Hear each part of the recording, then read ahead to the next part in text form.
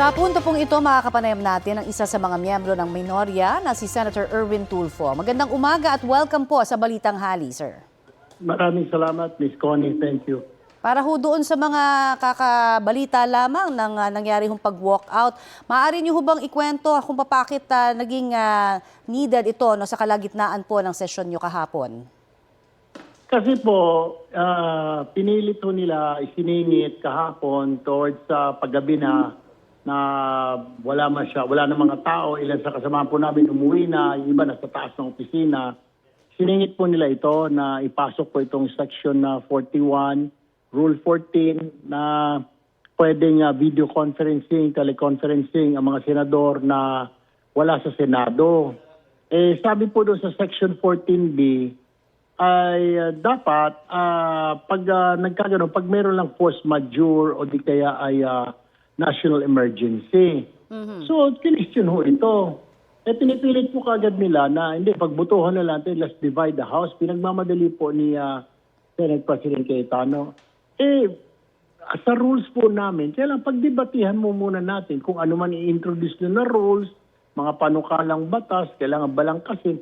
Kailangan pag-usapan natin. Paano mo pag-usapan kung i-divide mo na, hahatiin mo na yung House? Alam nilang outnumbered kami dahil nasa minority kami, superior ang number nila.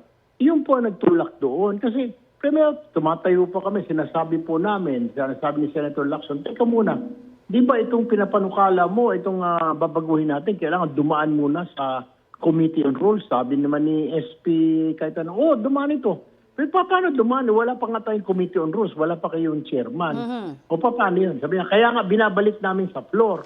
O di ko binabalik namin sa floor kung bago na naman ito dahil nung unang salang niya sa May 11, hindi umubra. Ngayong araw ito, sinasalang mo ulit Senator Marcoleta, dapat bigyan mo ng isang araw na pagitan, palugit, na para madiskusyon ito the following working day o session day, which is a Monday na. Hindi pumapayag. Gusto lang yung araw mismo na yan, oras mismo.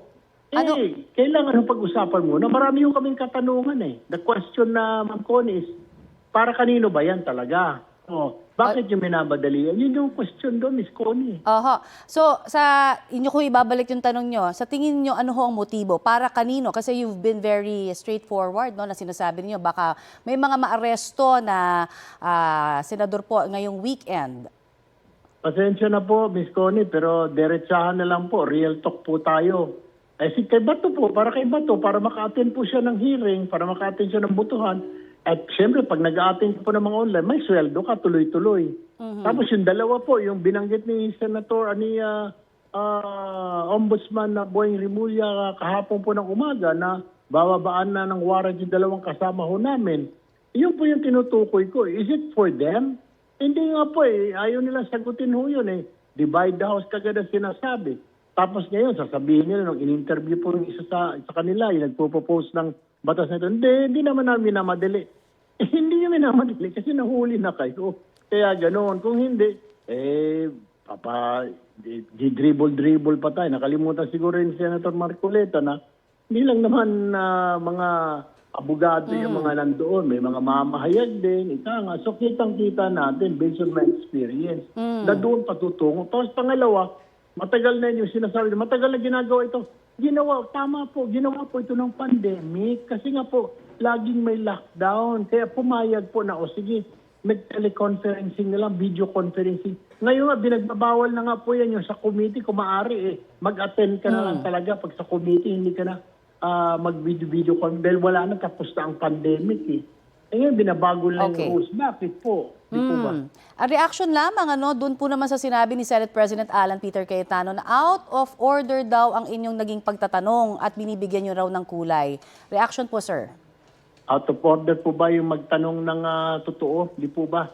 Sabi sa atin sa isang pelikula, you can't handle the truth.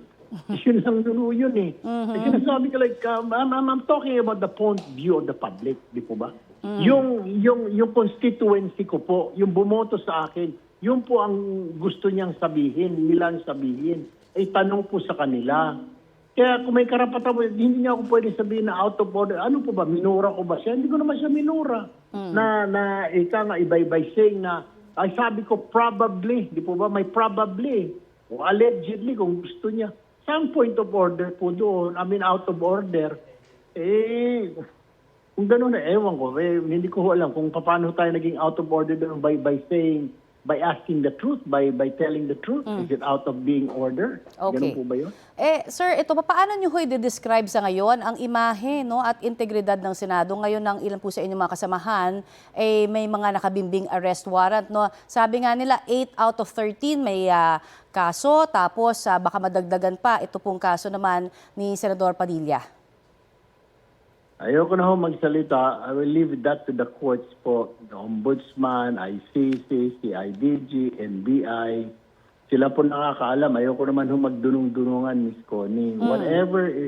Whatever it is under the law, kung nag-violate man po sila ng batas, din sagutin po nila sa proper forum. Tama naman po yung sinasabi ng isa. Sasagutin ko na lang po. So be it, sasagutin ko sa proper forum.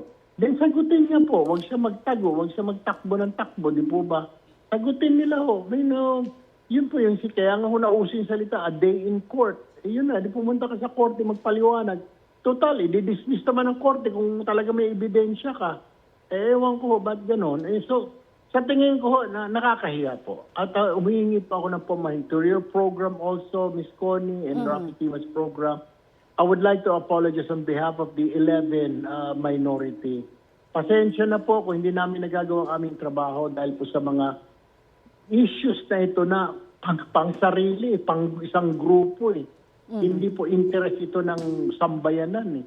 Instead na pag-usapan po namin paano mailabas yung pasyente sa hospital na libre na walang pambayad o maintenance sa matatanda, paano yung pagkasyahin yung sweldo na kulang, paano po yung pasukan na within the next few days, saan bibili ng mga school supplies, sino ba magbibili, pwede bang humingi sa DSWD muli, yung mga ganong question ba, yun ang dapat pag-usapan po namin. Hindi po itong para lamang po sa interest ng ilan na hindi na namin makakasama siguro, kaya minamadali. I see. Okay, pwede hong paki-describe lang sa amin or paki-explain para po doon sa mga hindi masyadong maalam sa rules po ng Senado.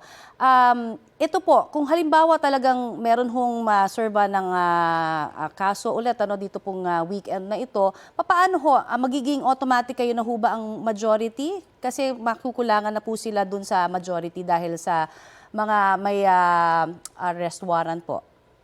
Hindi po eh. Kailangan po talaga ng 13 po eh. Na 13. maski na mabawasan sila, kami po will remain 11. Wala rin mangyayari. Lumalabas sila po rin po majority. Unless po may magmungkahi dyan na all seats vacant. Hindi ka naman pwede mag-declare all seats vacant kung wala pong 30 na boto. Kailangan po may 13. Kahit na mabawasan po sila mabawasan, wala naman ang pumupunta sa amin. So hindi pa po kami 13, we cannot take control of the Senate, di po ba? Ganun lang po yun po yung rules namin sa Senate. Pero gaano ho kaaktibo ang minorya na makuha ulit itong liderato sa Senado? Papaano ho yung pagpapalit ba sa mga susunod na araw? Kung sakasakali ho, meron ho ba tayong mga efforts na ginagawa? Pinaubaya ko na po sa aming senior members, sila Senator Soto, Lacson, Kiko Pangilinan, Mig Subiri. Sila po yung maalam eh. Medyo bago lang ho tayo. I believe siguro ho, baka meron silang ginagawa. Pero ang napagkaisahan po namin, if ever na magkaroon po ng change of leadership, we'll really push for Senator Sherwin Gatchalian to be our Senate President. Alright. Maraming salamat po sa inyo pong ibinahagi sa aming oras at impormasyon. Salamat, Ms. Connie. Thank you. Yan po naman si Senator Erwin Tulfo. At susubukan po naming mahingan din ng pahayag ang liderato ng Senado at kampo ni Senador Bato de la Rosa sa mga sinabi po ni Senador Erwin Tulfo.